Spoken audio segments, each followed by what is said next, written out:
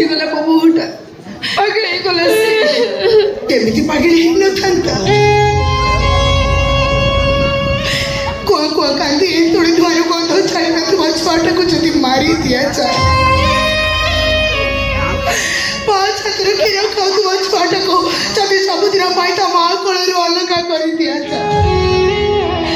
କେମିତି ଧୈର୍ଯ୍ୟ ଧରିବ ସେ ମା କେମିତି ତା ଛାତି ସହିବ ମୋ ପୁଅ ସହିଗଲା ଡାକିଲା ମୋ ପୁଅକୁ ଡାକିଲା ମୁଁ ଜାଣିଛି ତମେ ଯେତେ ଡାକିଲେ ବି ମୋ ପୁଅ ଆଉ ଉଠିବନି ଡାକିଲେ ମୋ ପୁଅକୁ ଟିକେ ଡାକ ମୋ ମୁଁ ଜାଣିଛି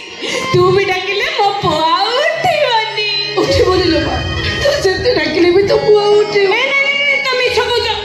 ତମମାନେ ସିନା ଡାକିଲେ ମୋ ପୁଅ ଉଠିବନି କିନ୍ତୁ ମୁଁ ଡାକିଲେ ମୋ ପୁଅ ନିଶ୍ଚୟ ଉଠିବ ଦେଖିବ ଏଇ ଦେଖ